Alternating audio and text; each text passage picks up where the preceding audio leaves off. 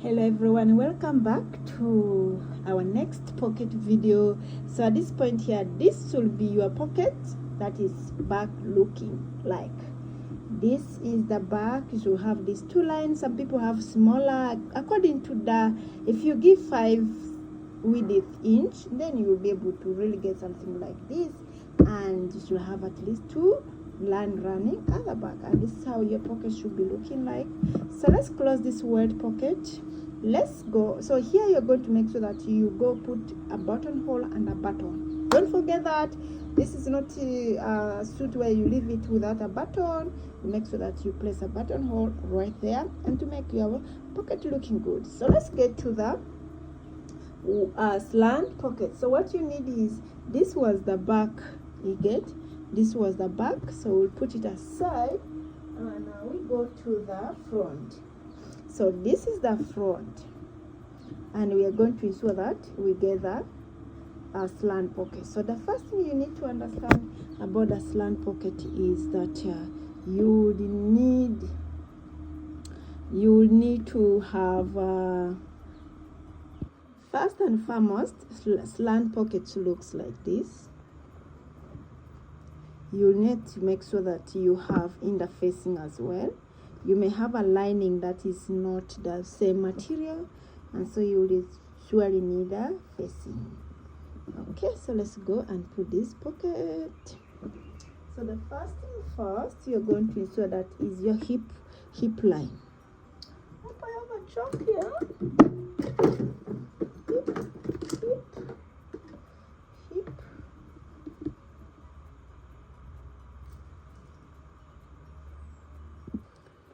So you need to make sure that you have a hip line, and my hip line is right here. So this is my hip line. So then the next thing, I am going to make sure that on this hip line, I'm going to go in 1 centimeter. I'm going to go in 1 centimeter. You can do it on 0.5 if you can. Well, let's use centimeter. I'm going to go in 1 centimeter, is right here. And then I'm going to give it a cut.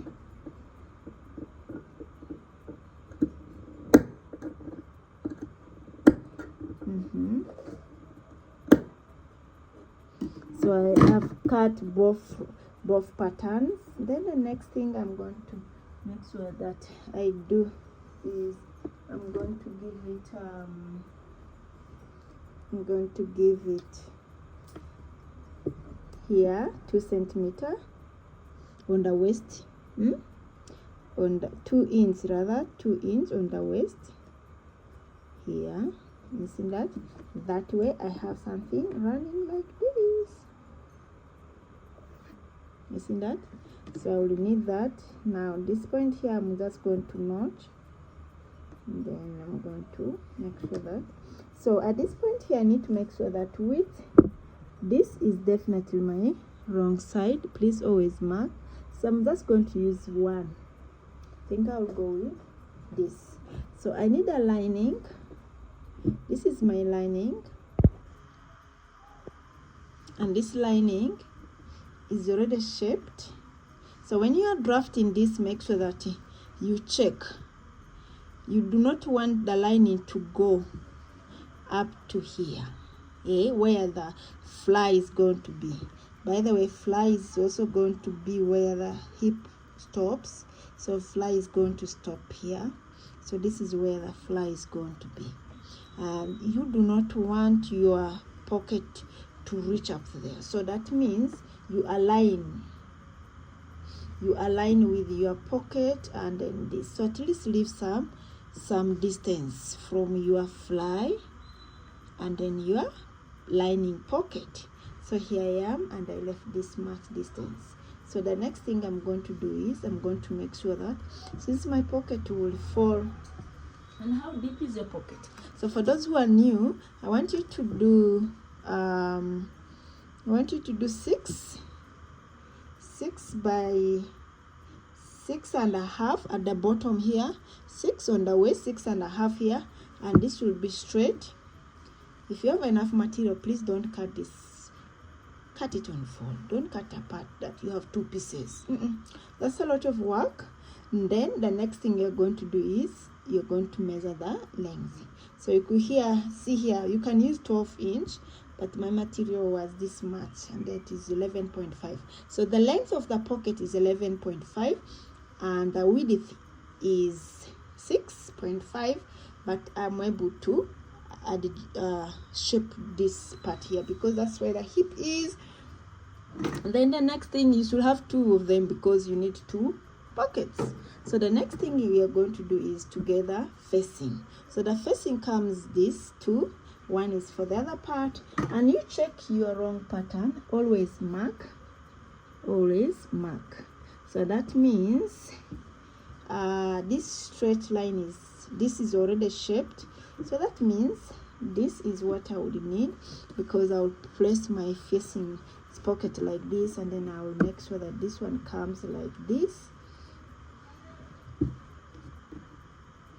and then I'm going to make sure that I have this coming like this. So for the facing, you can curve it and make it a shape you want, but I want to stitch long enough.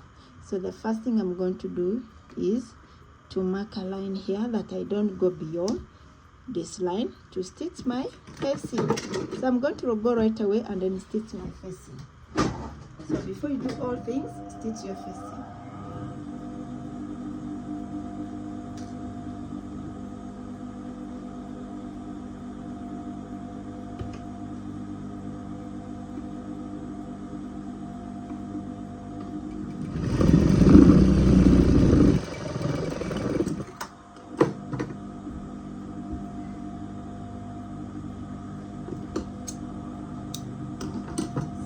Stitched my facing, so you can go ahead and maybe another press. You're not lazy. Then I've stitched my facing right here, and it's now looking good. So the next item I'm going to put together is this. I'm going to make sure that I have this right here. Then I have this, so I'm going to make sure that I leave a slight allowance. Let me switch off when I can. You see how big? At least I have enough, so I'm going to make sure that I leave some space up here just to have a proper trimming. So this one stays here, and then I'm going to make sure that I mark. I cut this to this point. I see that? I see this point? I cut it. So the next thing I'm going to do is to mark that this is where your stuff is cutting. So I've cut the lining, and then I'm going to make sure that I also mark here. So if you can ironing is very important. Let's see if you can iron. But if you're ironing, iron this together. But as well, you can just fold like this, and then you stitch. You don't need to really have that ironing. So if you are stitching, let me bring this closer to you. You need to make sure that you stitch 0.25.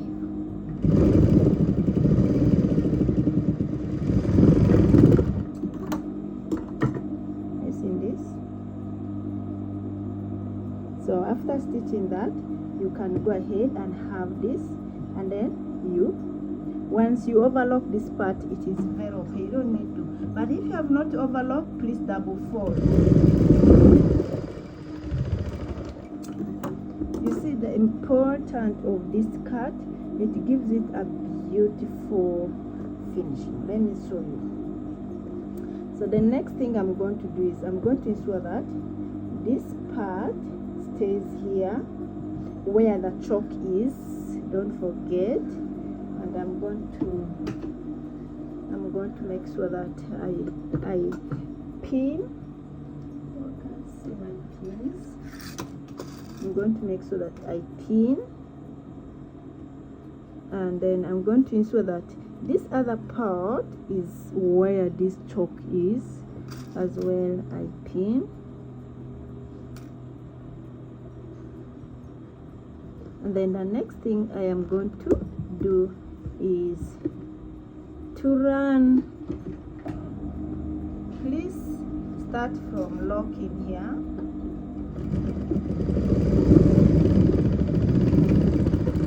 This locking, you can stitch like this and then turn. You can actually turn under stitch, but I like it like this. Then the next thing I'm going to do is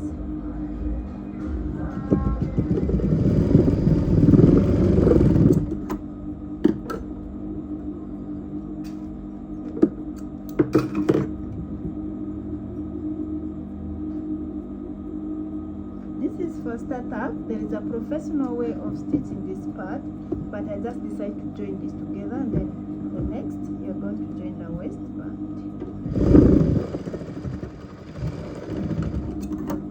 So when you join this, you're going to make sure that you cut, and when you cut this, you have a pocket here. You have a pocket here, and when you have a pocket here, you have a pocket here, and when you have a pocket here, you have finished stitching. And when you finish stitching, you see, amazing. When you cut 0.5 or 1 centimeter in, you get to have amazing inside. So here, someone is having their money, their wallet, their pen, whatever items, and it's beautiful. Don't use a very tiny stitches on this. Use 0.5 centimeter or use 0.25 inches. Those who uses inches use 0.25 inches, and that will give you amazing pocket. Ta-da! The end of this pocket. Let's go. The next video will be about how to put the fly, and that is very simple. So now we have so far 2 pockets. We have the slant, and please make sure that you do this both. We have the slant pocket, and we have the word pocket. What is hard and what is easy? Is it the word pocket or the slant pocket?